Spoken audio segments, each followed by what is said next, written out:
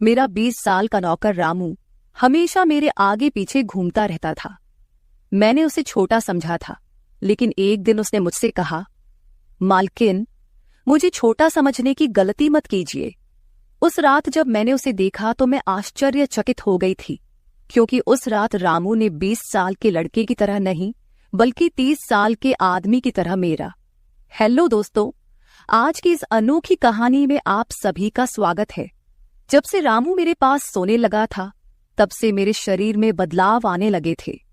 मुझे लगा था कि रामू छोटा है और उसे कुछ समझ नहीं आता होगा, लेकिन धीरे धीरे उसके असली रंग मुझे दिखने लगे। मैंने कभी सोचा भी नहीं था कि 20 साल का लड़का मेरी तरह की 40 साल की महिला को इतना सुख दे सकता है। रामू 20 साल का था। उसे मैं गांव से अपने घर काम के लिए लाई थी। मेरे घर में सिर्फ मैं और मेरा 1 साल का बेटा था। जब मैं काम पर जाती थी तो रामू मेरे बच्चे की देखभाल करता और वह मेरे घर में ही रहता था। मैं बिना शादी के मां बन गई थी। मेरे प्रेमी ने शादी का झांसा देकर मुझसे प्रेम का खेल खेला। जब मैं गर्भवती हो गई तो मैं उसके घर गई और वहां मैंने देखा कि उसकी शादी हो रही थी। उसने मुझसे प्रेम का नाटक किया और किसी और लड़की से शादी कर ली थी। मेरे पेट में पल रहे बच्चे को मारने का मेरा मन नहीं हुआ, और जब मैंने गर्भपात कराने का सोचा, तब तक समय निकल चुका था। मैं 5 महीने की गर्भवती हो चुकी थी। मेरे माता पिता ने मुझे और मेरे बच्चे को स्वीकारने से इनकार कर दिया। तब मैं अकेली रहने लगी। कई महीने पहले मैं अपने गांव गई थी, अपने दादा के 100वें जन्मदिन के लिए। मेरे दादा ने मुझे जन्मदिन का निमंत्रण भेजा था और इसलिए मैं गांव गई थी। मेरे बेटे को वहां सिर्फ मेरे दादा ने ही प्यार से गोद में लिया था। आरव उनके पास खेल रहा था। तभी ऑफिस से मेरा फोन आया और मैं कुछ देर के लिए फोन पर बात करने के लिए बाहर चली गई। जब मैं वापस आई तो मेरा आरव दादा के पास नहीं बल्कि घर के एक नौकर के पास था। मैंने देखा कि आरव उस नौकर के पास अच्छे से खेल रहा था। मैंने अपने बच्चे को उस नौकर से लिया और वहां से जाने लगी। तभी उस नौकर ने मुझे रोका। वह कहने लगा, मालकिन, मुझे थोड़ी मदद चाहिए। मुझे पैसे की नहीं बल्कि काम की जरूरत है। उसने अपना परिचय दिया और कहा, मैं रामू हूं। मैं इस घर में गाय भैंस के गौशाले की सफाई का काम करता था, लेकिन अब बड़े साहब गाय भैंस बेचने की बात कर रहे हैं। अगर आपके पास कोई काम हो तो दीजिए। मुझे काम की बहुत जरूरत है। मेरे माता पिता भी मजदूरी करते हैं। मुझे काम की बहुत जरूरत है। तब मैंने कहा, मेरे बच्चे की देखभाल का काम है, लेकिन इसके लिए तुम्हें शहर चलना होगा। इस काम के लिए मैं तुम्हें 5,000 रुपये महीना दूंगी। रामू मेरे साथ शहर आने के लिए तैयार हो गया। आरव उसके साथ अच्छे से रहता था और यह देखकर मैंने रामू को अपने घर लाने का फैसला किया। रामू तब से मेरे घर में ही रहने लगा। उसने कहा कि हर 4 महीने बाद जब थोड़े पैसे जमा हो जाएंगे, तब वह अपने गांव जाएगा। रामू दिन भर मेरे बच्चे की अच्छे से देखभाल करता और घर के कामों में भी मेरी मदद करता। रामू को घर आए 1 महीना हो चुका था और इस 1 महीने में उसने मेरा दिल जीत लिया था। उसकी देखभाल से मेरे बेटे की सेहत भी सुधर गई थी। जो आरव मुझे परेशान करता था, अब वह रामू के हाथों से अच्छे से खाना खाता था। मैंने रामू को एक अलग कमरा दिया था। एक दिन रात में आरव बहुत रोने लगा। किसी भी तरह से वह शांत नहीं हो रहा था। बच्चे के रोने की आवाज सुनकर रामू मेरे कमरे में आया और उसने आरव को मुझसे ले लिया। रामू के पास जाते ही आरव शांत हो गया था। रात बहुत हो चुकी थी। आरव रामू को छोड़ नहीं रहा था, तो मैंने रामू को अपने कमरे में ही सोने के लिए कह दिया। सुबह जब मैं उठी तो आरव रामू से लिपटकर सो रहा था। उस रात के बाद से रामू आरव के लिए मेरे कमरे में सोने लगा। रामू के आने के बाद सब कुछ अच्छे से चल रहा था। रामू के काम से खुश होकर छुट्टी के दिन मैं उसे मॉल लेकर गई। वहां मैंने उसके लिए अच्छे कपड़े खरीदे और सैलून में जाकर उसकी नई हेयर स्टाइल बनवाई। रामू देखने में अच्छा था, लेकिन वह एकदम साधारण तरीके से रहता था। उस दिन मैंने उसका पूरा लुक ही बदल दिया था। उसे नए अंदाज में देखकर मैं भी उस पर विश्वास नहीं कर पा रही थी। कल तक जो एक साधारण सा नौकर था, वह इतना हैंडसम और स्मार्ट दिख सकता है, इसकी मैंने कल्पना भी नहीं की थी। मॉल से हम घर आए तो आरव आते ही सो गया था।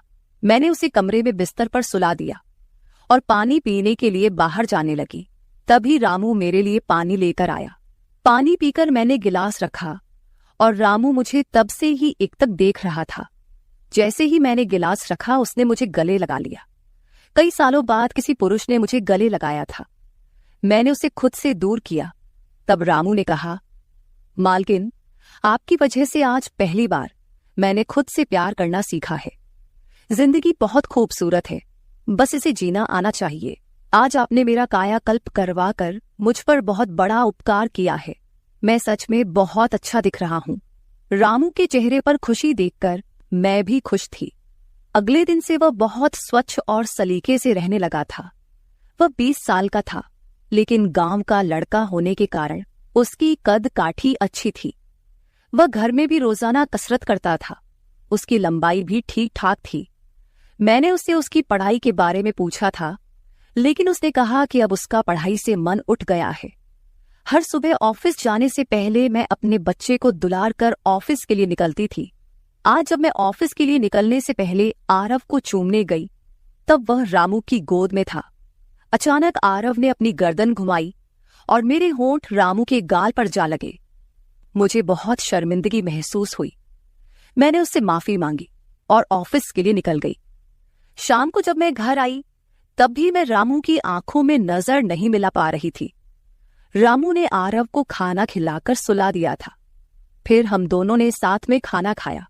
खाना खत्म करने के बाद मैं अपने कमरे में गई। वहां मैं अपनी दवाइयां ले रही थी। मुझे माइग्रेन की समस्या थी, उसी की दवा मैं ले रही थी। दवा लेने के बाद भी मेरा सिर बहुत दर्द कर रहा था। मैं अपने कमरे में सिर पकड़कर बैठी हुई थी। कुछ देर बाद रामू कमरे में आया। मुझे इस हाल में देखकर उसने पूछा कि क्या हुआ। जैसे ही उसे पता चला कि मेरा सिर दर्द कर रहा है, उसने मेरे सिर की मालिश शुरू कर दी। रामू की मालिश से मुझे आराम मिल रहा था। धीरे धीरे मुझे गहरी नींद आने लगी। उस रात मुझे बहुत अच्छी नींद आई थी। अगले दिन हमारे ऑफिस में ट्रेडिशनल डे का फंक्शन था और इसके लिए मैंने गुजराती लुक अपनाने का फैसला किया। मैंने घाघरा पहन लिया था, लेकिन स्कर्ट का नॉट बांधने में मुझे दिक्कत हो रही थी। तब मैंने रामू को कमरे में बुलाया और उससे नॉट बांधने को कहा। नॉट बांधते समय उसका हाथ मेरी खुली पीठ पर से गुजर रहा था। मैंने उसे छोटा समझा था, इसलिए मैंने उसे यह काम करने के लिए कहा था। मेरे पास और कोई विकल्प भी नहीं था। तैयार होकर जब मैं जाने लगी, तो रामू ने मुझे रोका और अंदर से काजल लेकर आया। उसने मेरे कान के पीछे काजल लगाया और कहा, मालकिन, अब आपको किसी की नजर नहीं लगेगी। आप बहुत सुंदर लग रही हैं। उसकी बात सुनकर मैं हंसी और चलने लगी। उस दिन शाम को जब मैं घर आई, तो मेरे साथ मेरी एक सहेली और उसका प्रेमी भी आया। रामू ने आज बहुत अच्छा खाना बनाया था। मेरी सहेली प्रिया 4-5 दिन मेरे घर रुकने वाली थी। अगले 3 दिन उसका प्रेमी भी मेरे घर पर था। अगले दिन रात को रामू ने खाना बनाया और प्रिया और उसके प्रेमी को खाने के लिए बुलाया, लेकिन वे दोनों कमरे में ही ड्रिंक कर रहे थे। प्रिया तो बहुत ज्यादा पी चुकी थी। वह खाना खाए बिना ही सो गई। उसका प्रेमी रोहन हमारे साथ खाना खाने बैठा। उसने कहा, प्राची, तुम प्रिया से भी ज्यादा सुंदर हो। रोहन के बोलते ही रामू उसे गुस्से से देख रहा था। खाना खत्म करने के बाद रोहन अपने कमरे में चला गया। उसके जाते ही रामू मुझसे कहने लगा, मालकिन, आपके ये कैसे दोस्त हैं? मुझे उस आदमी की बात बिल्कुल भी अच्छी नहीं लगी। तब मैंने रामू से कहा, मैं तुझे घर के सदस्य की तरह मानती हूँ। इसका यह मतलब नहीं कि तू मेरे मेहमानों से कुछ भी कहे। तेरा काम है आए हुए मेहमानों की सेवा करना, इसलिए तू सिर्फ वही कर। बाकी मुझे कुछ सिखाने की जरूरत नहीं। रामू को डांट कर मैं अपने कमरे में चली गई। मैंने उसे डांट दिया था, फिर भी वह मेरे लिए पानी लेकर आया। तब मैंने अपनी दवा ली और पानी पीकर सो गई। आज रामू मेरे कमरे में सोने नहीं आया था, ऐसा मुझे लगा। लेकिन सुबह जब मेरी आंख खुली, तो मैंने उसे अपने बगल में पाया। सुबह मेरी आंख खुली तो मेरे सामने प्रिया थी। वह बहुत गुस्से में लग रही थी। रामू को मेरे सामने लाया गया। उसके हाथ में प्रिया की ओढ़नी बंधी हुई थी। प्रिया ने कहा, तुम्हारे इस देहाती नौकर ने मेरे प्रेमी का हाथ तोड़ दिया है। रामू बस सिर हिलाता रहा और बोला, मालकिन, मैंने कुछ भी नहीं किया। रात को रोहन साहब नशे में थे, तभी उनका संतुलन बिगड़ गया होगा और वे गिर गए होंगे। रामू भला रोहन साहब पर हाथ क्यों उठाएगा? प्रिया अब भी नशे में लग रही थी, ऐसा मुझे लगा। रामू ने मेरे लिए उन दोनों से माफी मांगी। प्रिया और रोहन तभी वहां से चले गए। रामू मुझसे भी माफी मांगने लगा। मुझे पता था कि उसने कुछ नहीं किया था। आज मैंने छुट्टी ली थी क्योंकि कई दिनों से मैं बहुत व्यस्त थी। आज सोचा कि खुद के लिए थोड़ा समय निकालूं। नाश्ता करने के बाद मैं फिर से 1 घंटे के लिए सो गई। आरव भी मेरे साथ सो गया था। उठने के बाद मुझे 1 कप चाय की जरूरत महसूस हुई। मैं रामू को चाय बनाने के लिए पुकार रही थी, लेकिन उसकी तरफ से कोई जवाब नहीं आ रहा था। उसे ढूंढते ढूंढते मैं उसके कमरे में गई। वहां जाकर देखा कि रामू अभी अभी नहाकर बाथरूम से बाहर आया था। उसने शर्ट नहीं पहनी थी। मैंने पहली बार उसे इस तरह देखा। रामू का शरीर बेहद मजबूत था। उसका शरीर किसी योद्धा की तरह दिख रहा था।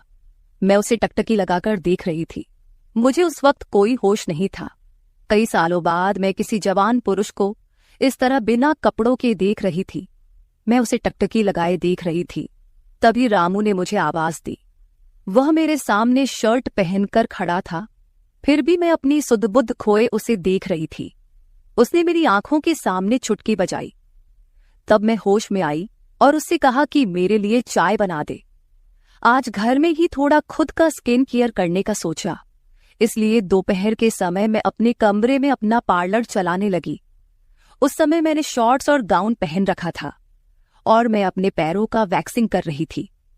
वैक्सिंग करते समय गलती से मैंने थोड़ा ज्यादा गर्म वैक्स अपने पैर पर लगा लिया, जिससे जलन हुई और मेरे मुंह से तेज आवाज निकल गई। मेरी आवाज सुनकर रामू दौड़ता हुआ मेरे कमरे में आया। उसने मेरे जले हुए पैर को देखा। उसने मेरे पैर से गर्म वैक्स हटाया और वहां क्रीम लगा दी। उसके हाथ बार बार मेरे पैर पर अनजाने में फिर रहे थे और उस वक्त मेरे मन में जो भावनाएं उत्पन्न हो रही थीं, उन्हें व्यक्त करना मेरे लिए मुश्किल हो रहा था। रामू की नजर मुझ पर पड़ते ही मैं दर्द से कराह उठी। मुझे इस हालत में देखकर उसने कहा, बाई साहब, अब आप बस आराम से लेट जाइए। आपको जो भी करना है मुझे बताइए, मैं आपकी मदद कर दूंगा। मैंने उसे मेरे दूसरे पैर का वैक्सिंग करने को कहा। रामू ने जैसा मैंने बताया वैसा ही किया। उसने मेरे चेहरे की मसाज भी कर दी।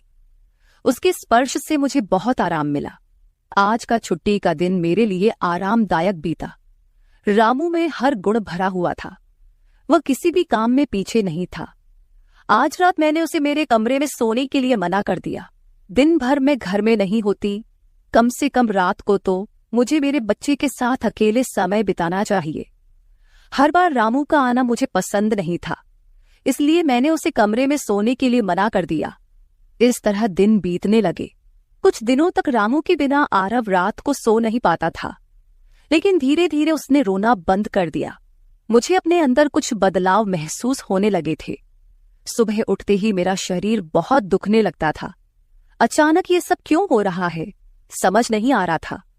कुछ दिनों में मेरी शारीरिक पीड़ा इतनी बढ़ गई कि मुझे बिस्तर से उठने की भी इच्छा नहीं होती थी। तब मैंने ऑफिस से 1 हफ्ते की छुट्टी ले ली। कुछ दिनों आराम किया, शायद थोड़ा ठीक हो जाऊं। अब पूरा वक्त आरव रामू के साथ रहता था। जब उसे भूख लगती तो वह बीच बीच में मेरे पास आ जाता। आज मैं अपनी कमर पकड़कर बैठी थी। रात को रामू पानी लेकर मेरे कमरे में आया। मेरी कमर पर हाथ देखकर उसने समझ लिया कि मुझे बहुत तकलीफ हो रही है। रामू ने कहा, बाई साहब, अगर आपको कोई आपत्ति ना हो तो मैं आपकी कमर की मालिश कर देता हूं। मेरी कमर इतनी दुख रही थी कि मैंने उसकी मालिश के लिए हाँ कर दी, लेकिन उससे पहले मैंने अपने कमरे की लाइट बंद कर दी। छोटे 0 बल्ब की रोशनी में मेरी कमर उसे नहीं दिखेगी, इसलिए मैंने कमरे की बड़ी लाइट बंद करके 0 बल्ब जला दिया। वह जब मालिश कर रहा था मुझे बहुत आराम मिल रहा था। मालिश करने से मेरी पीड़ा जैसे झट से गायब हो गई थी। मालिश करते समय रामू ने मुझसे पूछा, बाई साहब, आपको आरव के पिता की कभी याद नहीं आती? आप इतनी सुंदर और जवान होकर भी अभी तक अकेली क्यों हैं? उसके सवाल का मेरे पास कोई सही उत्तर नहीं था। मैंने उससे कहा कि शायद तुम्हारे सवाल का उत्तर मेरे पास नहीं है। उस सवाल पर वहीं विराम लग गया। रामू की मालिश से मुझे अच्छी नींद आ गई थी। अगले 2 दिन बाद वह तारीख थी जब मैंने अपने प्रेमी से मुलाकात की थी। आखिर वह दिन आ ही गया। उस दिन मैंने दिन भर अपने मन को किसी न किसी काम में व्यस्त रखने की कोशिश की, लेकिन रात के अंधेरे में मुझे अपने प्रेमी की बहुत याद आ रही थी। आज वह मेरे साथ नहीं था, लेकिन वह मेरे बच्चे का पिता था। आरव को देखकर मुझे रोज उसकी याद आती थी और आज मैं अपनी भावनाओं को छुपा नहीं पाई। मैं अपने कमरे में जोर जोर से रोने लगी। आरव पास में सो रहा था, इसका भी मुझे ध्यान नहीं रहा। मैंने आज अपनी दवाइयां भी नहीं ली थीं। रामू पानी लेकर मेरे कमरे में आया। मुझे रोते हुए देखकर उसने मुझे पानी पिलाया। जब मैं शांत हुई तो उसने मुझे दवाइयां दी। मेरे रोने की आवाज से आरव हल्का हिलने लगा। वह जाग न जाए, इसलिए रामू मुझे अपने कमरे में ले गया। वहां जाकर मैंने उसे कसकर गले लगा लिया। ऐसा लग रहा था कि मैंने अपना होश खो दिया था। मेरा रोने का कारण सुनकर रामू भी शांत हो गया था। वह लगातार मेरे आंसू पोंछ रहा था। रोते रोते मैंने उसका कंधा पकड़ लिया। धीरे धीरे मैंने उसे और करीब खींच लिया।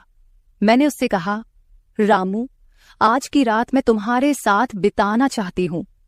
तब रामू ने कहा, भाई साहब, मैं अभी छोटा हूं, मुझे कुछ भी नहीं आएगा। उसकी बात सुनकर मैंने उसे और पास खींच लिया। उस रात मैं उसके कमरे में थी, लेकिन सुबह जब मैं उठी तो वह मेरे पास नहीं था। उसकी शर्ट वहीं पड़ी हुई थी। जब मैं बाहर गई तो मैंने देखा कि रामू मेरे बच्चे को दूध और बिस्किट खिला रहा था। मुझे आरव का ख्याल नहीं आया था, लेकिन रामू ने नहीं भुलाया। उसने हम दोनों माँ बेटे को खुश कर दिया था।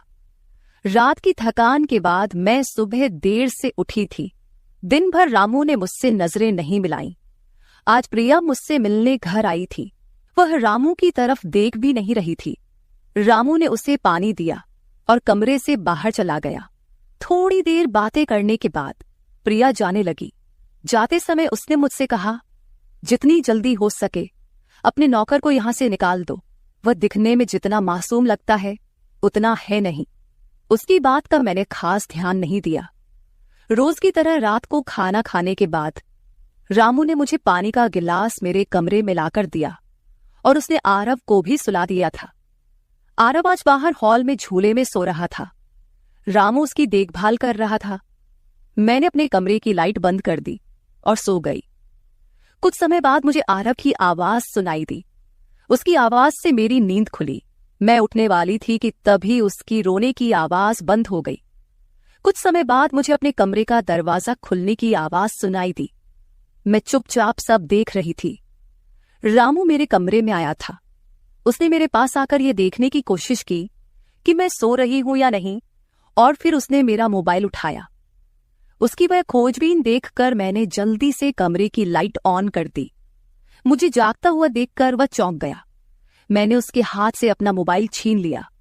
मैंने उससे कहा, रामू, ये सब क्या चल रहा है? तुम इस वक्त यहां क्या कर रहे हो? वह कुछ नहीं कहकर वहां से जाने लगा, लेकिन मैंने उसे इतनी आसानी से छोड़ने का इरादा नहीं किया था। मैंने उसे उसका वीडियो दिखाया जिसमें वह प्रिया के बॉयफ्रेंड पर हाथ उठा रहा था। उस दिन रोहन के मोबाइल का कैमरा गलती से चालू रह गया था और उसमें उनकी हाथापाई रिकॉर्ड हो गई थी। सुबह जब प्रिया मुझसे मिलने आई थी तब उसने मुझे वह वीडियो दिखाया था और तब से मैं रामू पर नजर रख रही थी। रामू, तुमने झूठ क्यों बोला? तुमने रोहन पर हाथ क्यों उठाया? तब उसने कहा, जो भी आप पर बुरी नजर डालेगा उसके साथ मैं यही करूंगा। मालकिन, उस रात जब रोहन नशे में था वो आपके कमरे में आया था। वो आपके साथ कुछ गलत करने की कोशिश कर रहा था और इसलिए मैंने उस पर हाथ उठाया। रामू की बात सुनकर मैंने कहा, ठीक है, मैं तुम्हारी बात मानती हूं, लेकिन तुम मुझे नींद की दवा क्यों दे रहे थे? आज मैंने तुम्हें मेरे पानी में दवा मिलाते हुए देखा है। तुम्हारी नजर मुझ पर थी और तुम जो चाहते थे वह मैंने तुम्हें दे दिया है। अब अपना हिसाब करो और गांव निकलो। मेरी बात सुनकर रामू बोला, मालकिन, आप जैसा सोच रही हैं वैसा कुछ भी नहीं हुआ है। कल रात मैंने आपके साथ कुछ भी गलत नहीं किया। मैंने आपके पानी में नींद की दवा मिलाई थी, जिससे आप मेरे पास आते ही सो गई थीं, और मुझे आपके साथ कुछ भी गलत नहीं करना था। कुछ दिन पहले मैंने आपको रात में फोन पर बात करते हुए देखा था। मैंने आपकी बातें सुनी थी। आप फिर से अपने उस प्रेमी से मिलने की तैयारी कर रही थी। आपकी मुलाकात आपके ही घर में तय हुई थी। मुझे यह सब पता था। आप उससे ना मिले, इसलिए मैं आपको रात में नींद की दवा दे रहा था। वह व्यक्ति अब भी आपको धोखा दे रहा है। वह आपसे झूठ बोल रहा है। वह आपके बच्चे को आपसे छीनने के लिए आपके करीब आ रहा है। उसकी पत्नी को बच्चा नहीं हो सकता, इसलिए वह आपके पास आ रहा है। उसने अपनी पत्नी को तलाक नहीं दिया है। वह आपसे झूठ बोल रहा है। रामू, तुम हो कौन? तुम्हें यह सारी जानकारी कैसे मिली? तब उसने कहा, आपके बाबा साहेब ने मुझे आपका फोटो दिखाया था।